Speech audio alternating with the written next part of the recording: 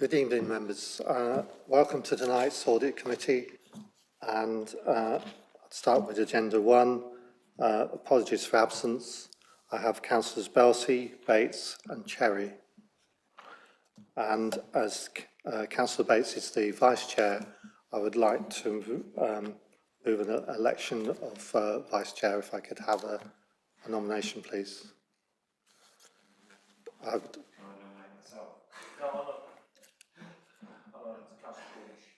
Thank you.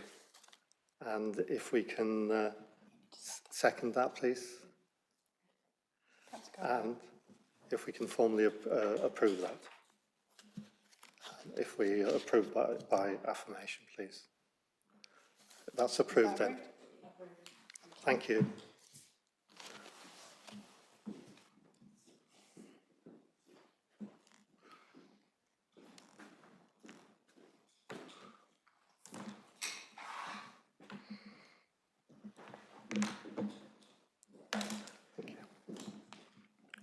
Okay, and item 2, to receive declarations of interest from members in respect of any matter on the agenda. Do I have any? I have none. So item 3, if we can agree the minutes of the previous meeting held on the 19th of April and 24th of May, if I can ask members to agree by affirmation. Is that agreed? Agreed. Thank you. Item 4, to consider any items that the Chairman agrees to take as urgent business. I have none. Item 5, the Treasury Management Strategy Statement and Annual Investment Strategy. And if I can invite Louise to introduce this item, please. Thank you, Chairman. I'm going to say a few remarks, and then with the Chairman's permission, I'll invite Joseph from Ada Worthing to give a more detailed update. This is an annually required statement for the Audit Committee to consider and then recommend to Council. It forms part of our budget setting process. We have a broadly similar approach as in previous years, so that we are looking for low risk and security, and then secondarily yield. What you'll see that where we have sought to achieve yield, particularly for short-term investments, we've diversified those so that we spread risk. And you'll see the link within this paper to the capital strategy, where we've done considerable work, particularly as our capital strategy is even bigger this year, to really think about cash flow and planning so that we can, with confidence, make the most money available to invest for the longest period of time we can without having any cash flow difficulties to meet that programme. And I'd commend the working partnership between the officer team here and Ada Worthing to make sure that we maximise those returns. And the final thing that I'll mention, which I know is important to this committee, is the ESG piece of work in terms of who we choose to invest with and what their priorities are. And that is a maturing market, and so we continue to seek opportunities. And I suppose at the moment we're perhaps more trying to divest ourselves of unwanted places to invest as we let that market mature. So we do continue to prioritise risk and yield, but we are minded to, we're doing quite detailed work, and perhaps I'll ask Joseph to touch on that, to move in that direction. So, Chairman, I don't have any further comments. Thank you, Louise. Joseph, would you like to comment, please? Hello, thank you, Chair. Thank you, Catherine. So this report sets out the strategy for the forthcoming financial year. We're presenting this report a little earlier than in previous years. So bear in mind, some things, this is a snapshot in time. Some things may change as the corporate plan, the capital strategy gets updated. But nevertheless, the report sets out the boundaries, the limits, the counterparties, and the investment strategy. And I think, as Catherine's sort of already said, there's very little change there. the general approach is low risk, but also pursuing yield.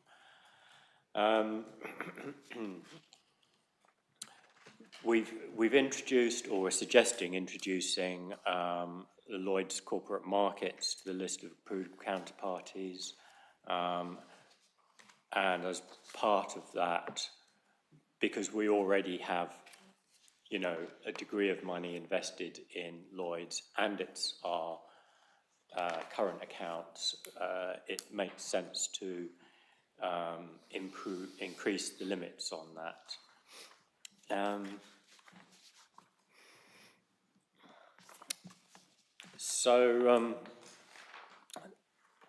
Another thing which could change is I've put projections in there.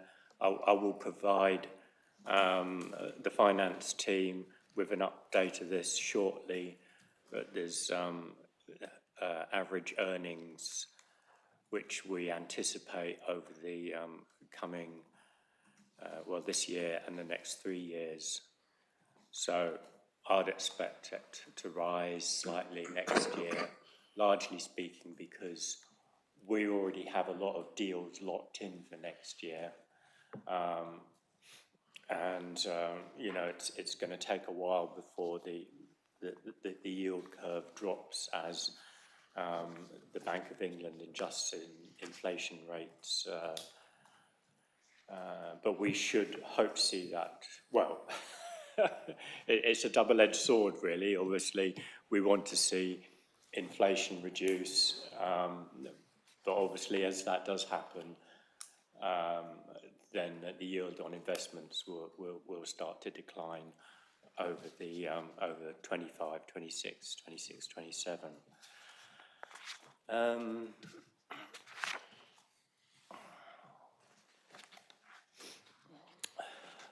I don't think there's really much more to add to that, really. I think the strategy, I mean, I'm lucky I've got 2 reports tonight, but I think when we come on to the mid-year review, I think it bears out that the strategy has been the right approach.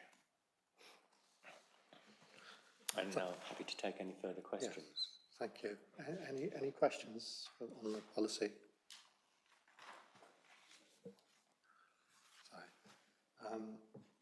Do you want to, Councillor Calvia? Thank you, Chairman.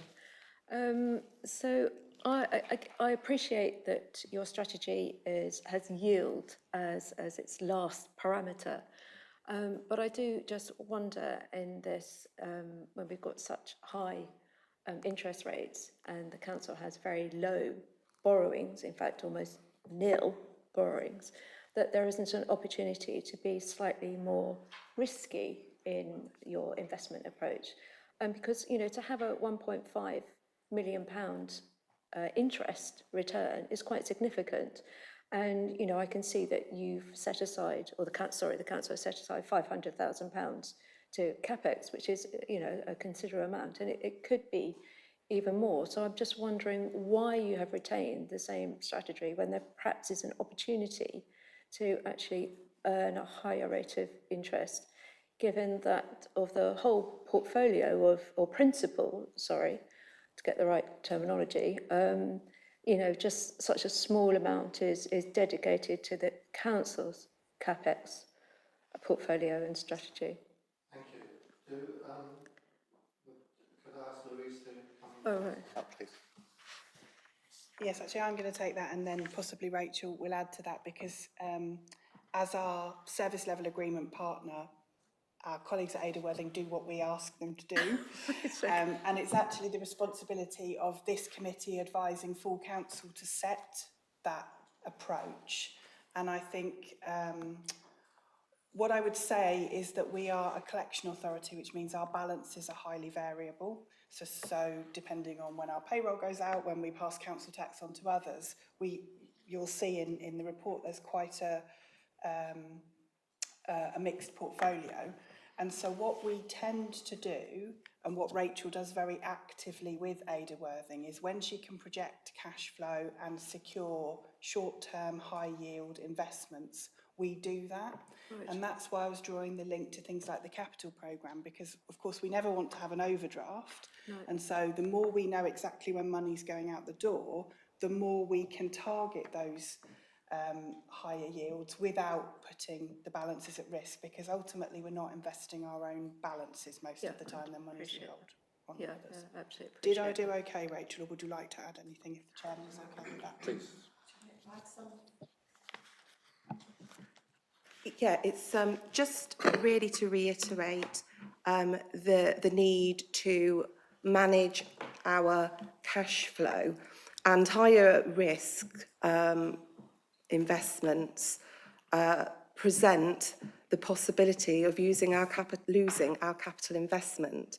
And our capital investment essentially is our reserves and balances that we either hold on behalf of others or we are holding for specific purposes or to manage risk. So that's why we take that approach. Okay, thank you for that. The other thing is, I'm sure it's just a presentational thing, but I did notice there's a different in the figures.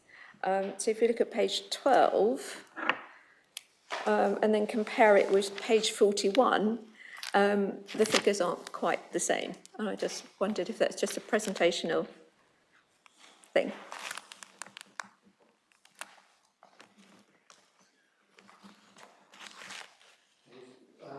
So page 12 and page, Page 24. have you got the actual figures? Can you give us please? Yeah, so page 12, I'm just looking at the breakdown of the financing of capital expenditure and looking at the general fund in particular. So then if you go to page 24, Appendix A, the figures don't quite match up. And again, I'm sure it's just a presentational thing, but it would be quite nice to... So it's the general fund. Yeah. So it's 23 and 24, 24, 25, 25, 26. The figures don't match. There's small variations out of the first year, but Yeah. perhaps if we could ask the officers to come back to you on that, if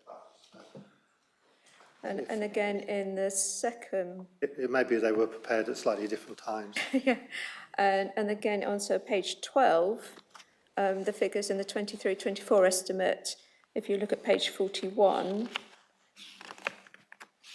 so they don't match up either. Page 41 would be a different report, so that could well be taken at a different time. They should be the same though. In terms of, that's agenda item 6 on page 41. Yeah, but they are. All right, well, thank you. That's be interesting to get a response from the officers when they've had a look at the detail. Okay, thank you. All right, well, thank you for that. Councillor Cornish, you had a question? Yeah, sorry, my name kept disappearing from the screen.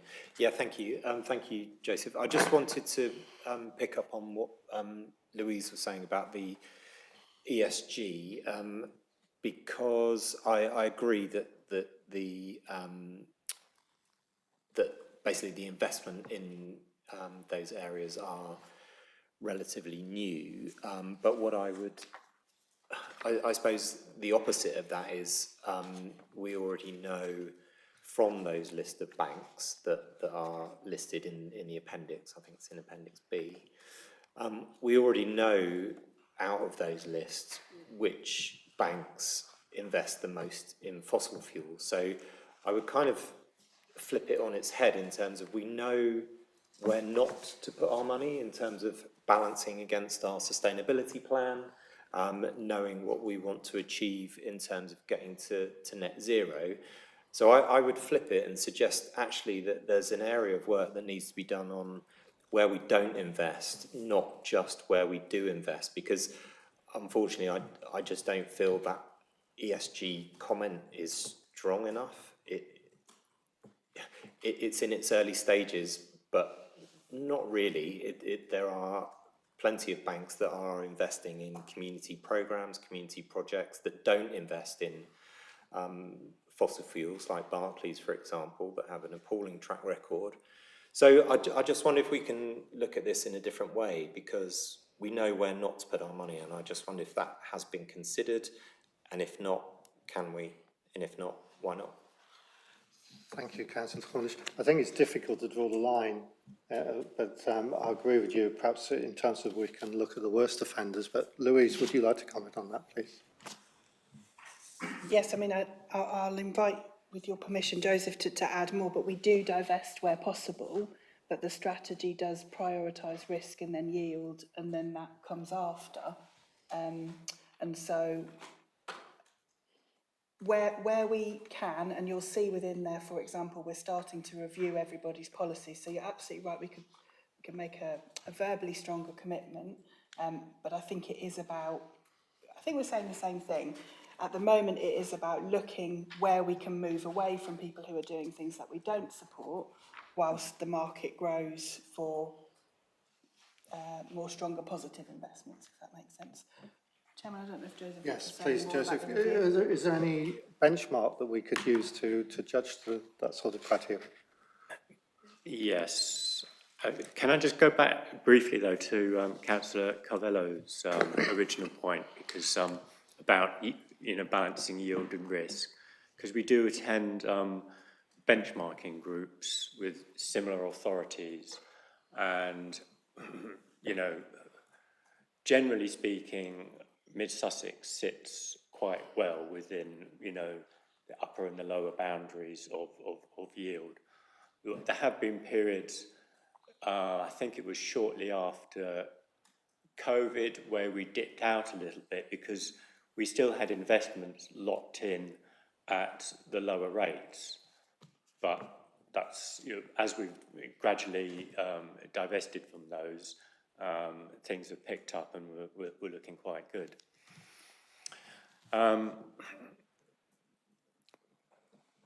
Yes, in terms of the ESG, we do work to look at policies of those counterparties that we use. It is difficult, and I think we're all aware of the phrase greenwashing, and it's really the ESG funds is a developing market, and we'll look at we'll look at all sorts of possibilities there. But I take your point about divesting from those which are investing in fossil fuels, or I think I mentioned in the report that we divested from some of our money market funds, which had we received these transparency reports that give like a global indication of where the money market funds are going. Largely speaking, it's all in Europe and America, but then all of a sudden China flashed up. And not only was it just in China, but it was directly funding the People's Republic of China. So that rang alarm bells with us, and we contacted Rachel and rapidly withdrew those funds. Thank you. So can I just come back briefly? Thank you. Thank you very much. I think I understand, obviously, the slight limitations that we have in terms of what we're given to benchmark that against, or look at that in a transparency point of view. I suppose it's more about the wording of this in this strategy, because for me it isn't kind of it isn't marrying what we've said in our other work around sustainability. And I just feel the wording, like some of those words that you just said, for example, we are looking at other ways of divesting and making sure that, we're investing, yes, to get the best yield, but also to make sure we do the least damage on the environment. And I just feel that the wording could be a little bit more progressive and a little bit more ambitious, maybe along those lines. So I'll leave it there, but that's just my thoughts on that. Thank you. Yes, thank you. I think if we could look at that and perhaps come back to a future meeting, that would be great. And it's good to see some positive movement on that, and indeed the level of investment returns expectations increasing to 5% has been mentioned. So, if we can formally move to a vote, unless there's any other questions. Sorry. Sorry. Go. Again, I just want to double check. This is just double checking the figure work. So again, on page 14, part of the principle is local authorities at £8,000. But in the strategy document on page 29, it says that the sum for all local authorities is £5 million. So can I just double check On those page parameters? 29. So page 14, Sorry, page 14. page 14. So part of the principle is made up of local authority. Could you give paragraph numbers? Yeah, paragraph 3.1. And, yeah. Please. So we have individual limits with local authorities of 5 million, but at that point in time, we evidently had a number of authorities. Okay, thank you. Any other questions? If we can formally move to a vote in favour of the strategy. We can vote on our touch screens, please.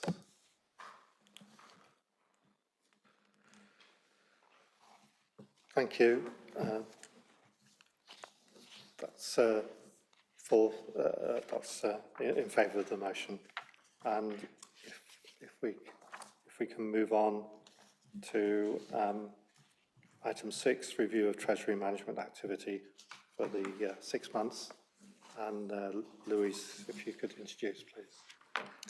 Yes, thank you, Chairman. I think having just taken the strategy, obviously the performance against that strategy follows, and we can continue to feel that we have a really good value arrangement with Ada Worthing. I think in one of the last answers that Joseph's just given, we've talked about how we have become increasingly proactive in actively working with Ada Worthing to carry out short-term investments and to move into the highest interest rate, longest term that we can secure. So that's an ongoing dialogue, and I think beyond that, this report speaks for itself, and this is the flip side of high interest rates, I suppose. So yeah, happy to take any questions. Thank you. And do we have any questions on the report?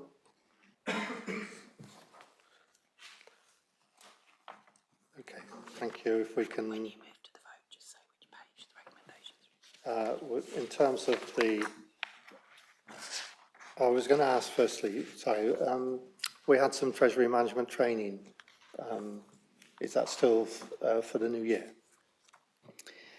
Based on, thank you, Chairman. Based on our experiences last year, we felt that it would be really good to offer that as an in-person session. It's quite a lot to go through on the screen, and we're in contact with partners to come up with some dates to offer you in late January, early February. Thank you. Okay, well, if we can formally agree the recommendations on page 35 under point 3, and if you can vote using your touch screens, please. Okay, that's four votes in favour and none against. Thank you.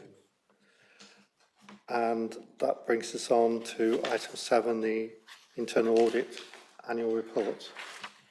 And Jan, if you would like to introduce, please. Oh, sorry, Louise.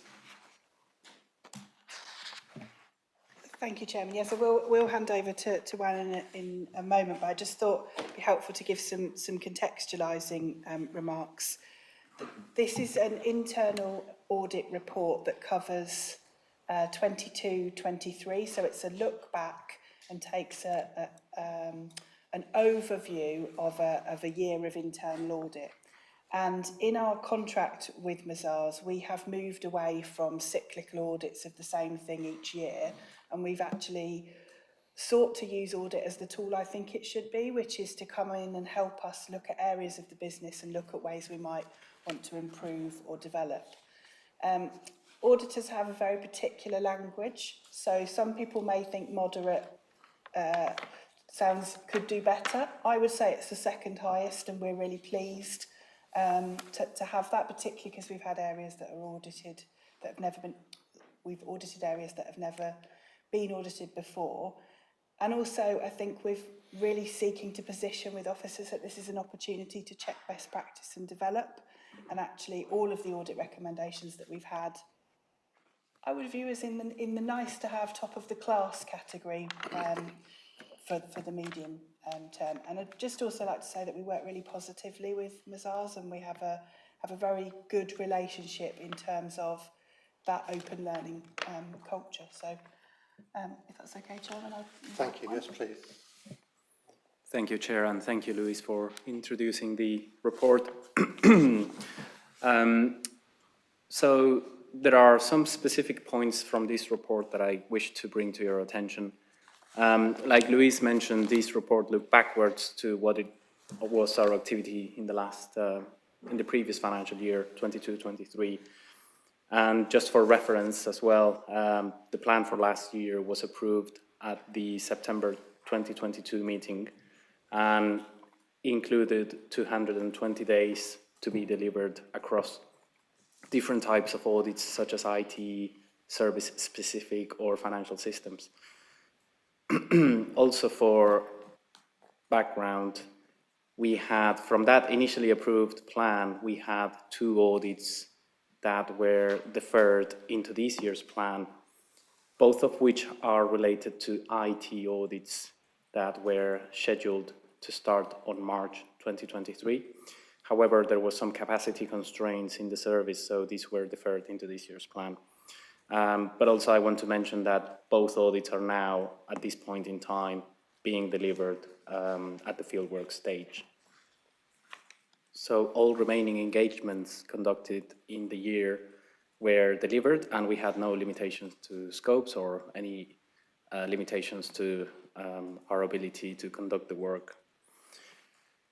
So moving on to the main part of this report is the internal audit opinion, which falls on page 60 of the report pack under the Our Opinion heading.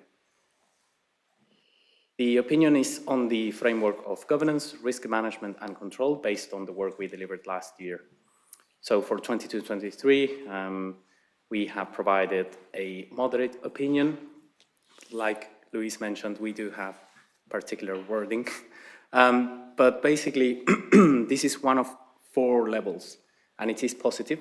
It sits below substantial and above limited or unsatisfactory. And also this was the same opinion as last year's rating. Moving on to section 3 of the report, this actually sets out each review undertaken, its assurance level, and the recommendations raised on each audit. We also included benchmarking in section 4 of the report, which shows historic assurance opinions for each audit, the number of recommendations we raised, and the specific grading for each.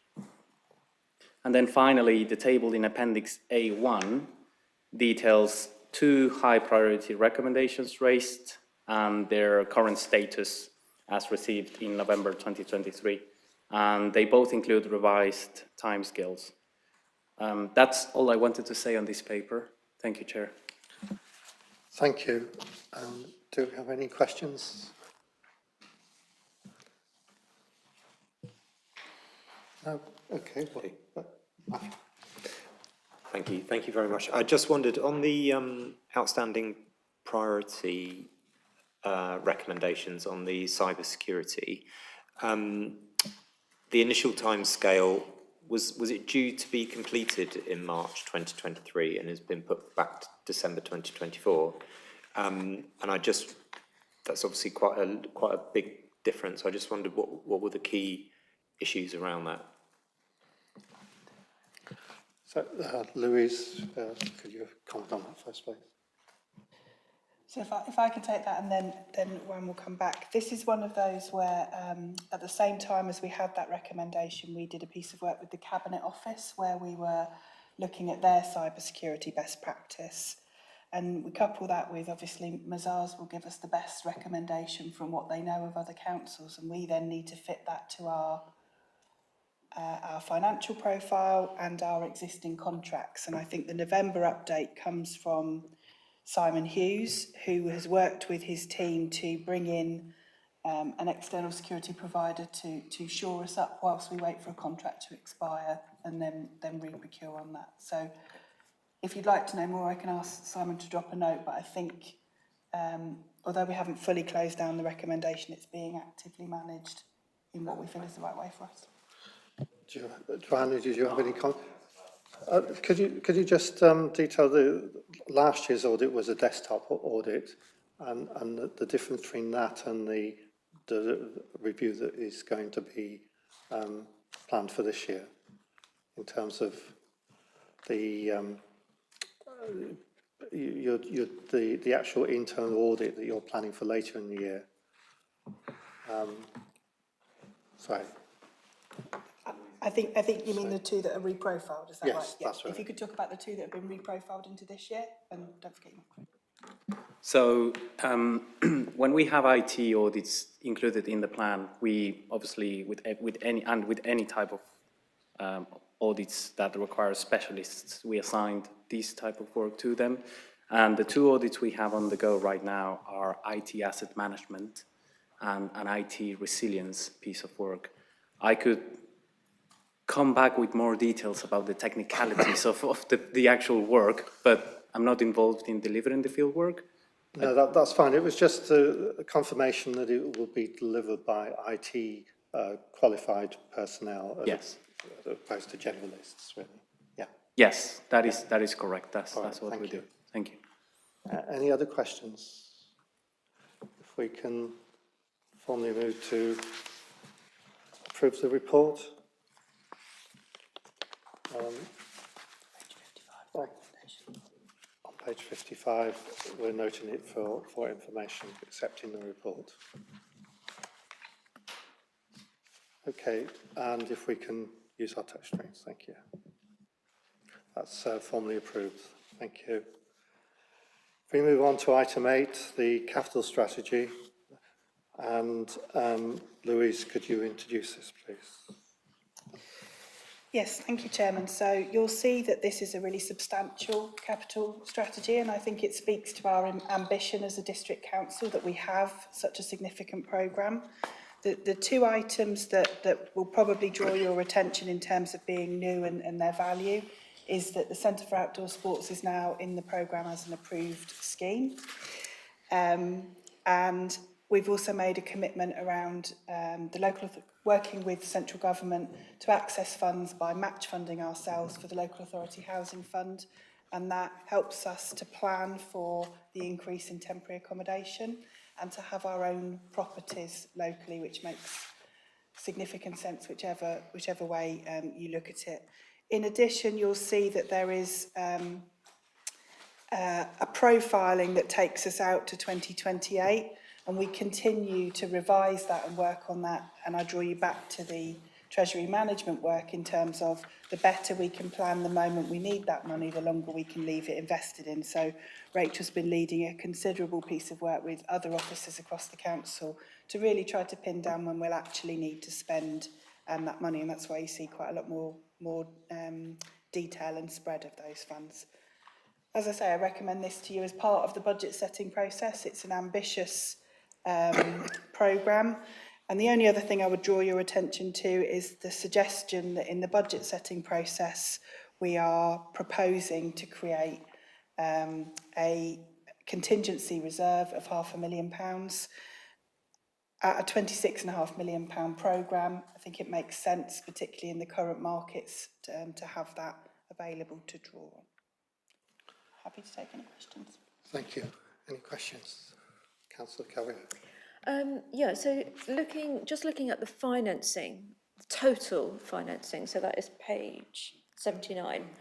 I just want to sort of ascertain really what risk profiling has been done around the section 106 agreed not yet received, because although it's one of the smaller amounts within the overall total, it still is significant in itself. And I just wondered, what values, what sort of variations had been sort of put against this? Is this 100%? Is this sort of 50%? What sort of risk profiling have been given to this? Thank you. Rachel, if you could detail how we plan that, please. Yes, so in terms of those section 106s, we actually split them out for exactly that reason, so we could get an understanding of the risk. And as you said, those that we have received make up the vast proportion. The ones that we haven't received aren't that high risk because they are where the developments have started. It's just they haven't reached a certain point in that development which triggers their payment. Okay, thank you. Thank you. And of course, this is a 5-year programme, so no doubt over that period then further developments will be identified which can contribute towards it. I just wondered if I could ask as well, if in terms of it, it's good to see the quarter 1, quarter 2 outcomes, but is that in line with our profiled targets for those quarters? Or are we shunting all the capital expenditure towards the end of the financial year? Is that a normal activity? Rachel? If that's okay. Yes, so we as I said, Rachel has undertaken a really detailed piece of work, perhaps something that we haven't done in this level of detail before, which is to get all of those people that are managing these schemes to be as realistic as possible about when they're going to be drawing down that money.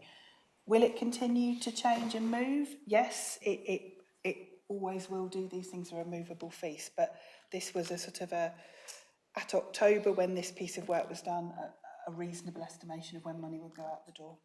Always never wanting to use the overdraft, of course. Thank you. Yes, of course. And I have a question from Councillor Belsey, who gave his apologies, but he would like, he was just querying about the additional costs around the food waste programme and some other uncommitted expenditure around St John's Park and Brooklands Park. And if you could just talk a bit more about how these might be phased into the programme. Yes, thank you. So Councillor Belsey's questions relate to items in the Parks Master Plan which went to the People and Communities scrutiny recently. And for a project to be part of the capital programme, it needs to be fully funded and its business case approved. Those two programmes at the moment are in the phase whereby having placed them in the programme, we can start to collect section 106s, we can start to make them very clearly part of our plan. And once we have the funds in place to do them, we will move them into the delivery stage. But I would, and I will, outside this meeting, direct Councillor Belsey and others to that paper that went to the scrutiny committee, because that does set that out in considerable detail.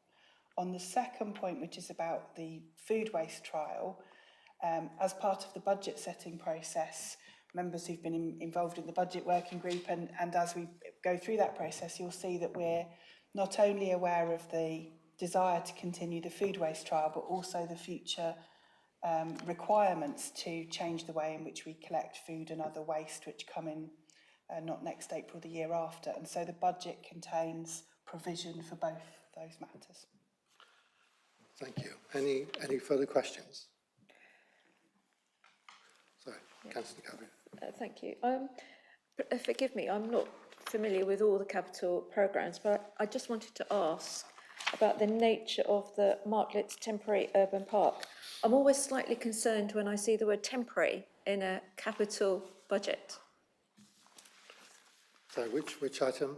Again? So that is under the communities capital programme, and it's the Martlet's temporary urban park. And it's had additional funds allocated to it as well. So it's sitting at £93,000. And I just wanted to know the nature of this particular project. Louise, please. Yes, so the Martlet's Temporary Urban Park is actually funded by UK Shared Prosperity Funding. So it's direct money given to us for that particular purpose. You're right in terms of, and it was always designed to be temporary, and it's designed to, if you know that area well, it's for something to go into that place while we look at the wider regeneration of the town centre. And so it's about, for us, it's about having as clear understanding of the best thing to do in the short term whilst we plan for the longer term, and I think you'll see something coming forward. But it's UK Share Prosperity Funding allocated specifically for that purpose. So it's 100% funded external to, thank you. Thank you. Councillor Cavendish. Thank you.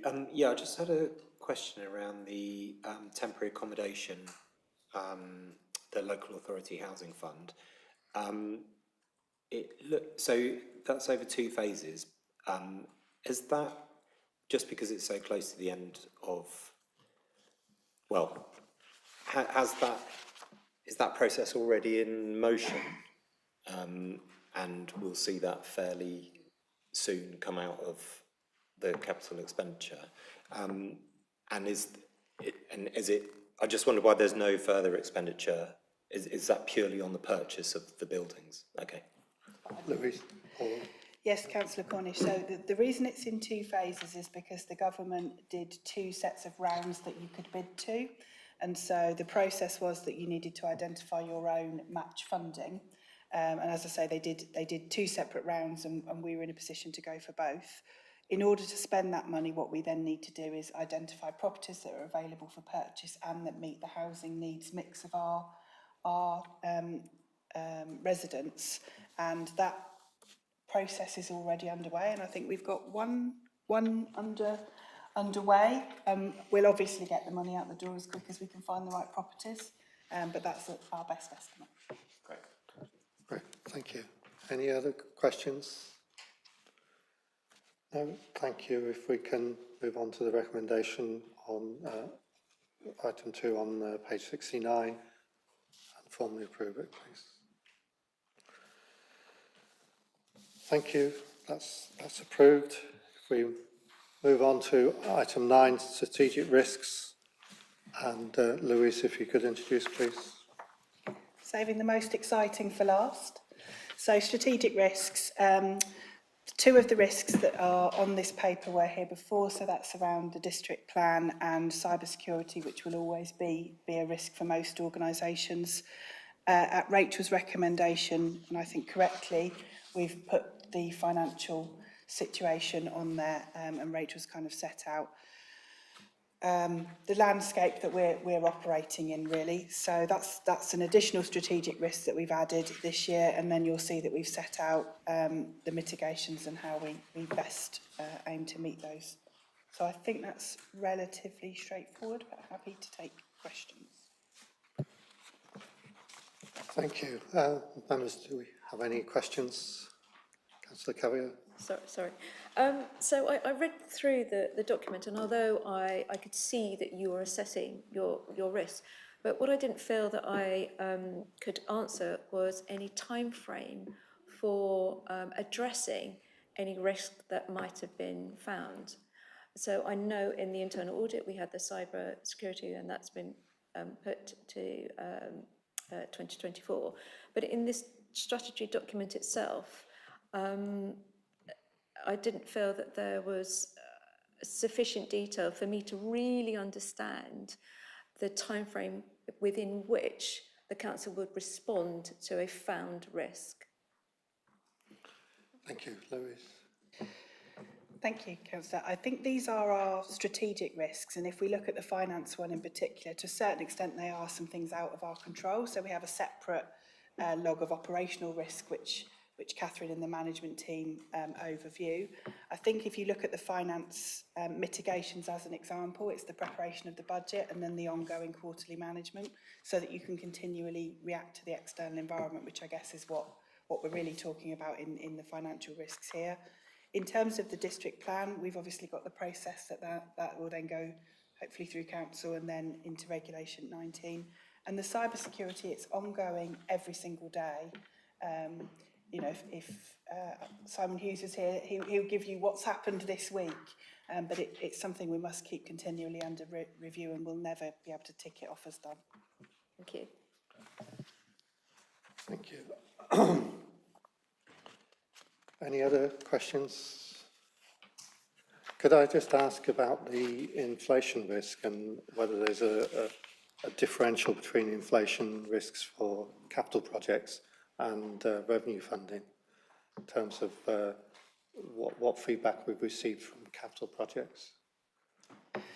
Thank you, Councillor. The capital market is it is a really difficult place to operate at the moment, not just because of the financial risks, but because of labour shortages and also because of material shortages in some cases. So actually in that area, it's more than just the finances. And I think, again, the cross-party working group that's been looking at the budget has been looking at inflation risks from a capital point of view, but also many of our contracts are index linked, and so that inflationary pressure comes to us from all angles. We are a well-managed local authority, and the fact that we have strong cash balances and therefore have money we can invest does mean that Treasury management puts us in a much better position than many of our neighbours. Thank you. Yes, it's pleasing to see the contingency in there for possible cost overruns. Thank you. If we can formally move to approve that report per item 2 on page 81. Thank you.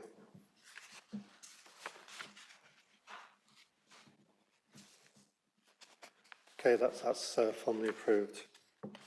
And moving on to item 10, we have the Audit Committee Work Programme. Louise, if you could introduce. Yes, so this is the same work programme that we brought to you last time, but we have added in an internal audit update, so we'll get a progress report on the audits that started since April this year, and of course we'll have Treasury Management Q3, which I can't remember if it was on there last time or not.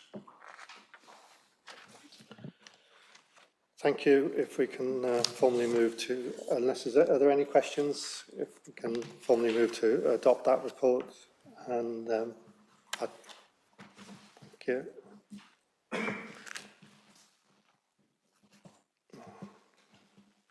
And, that's approved, and I'll close the meeting at 7:47. Thank you.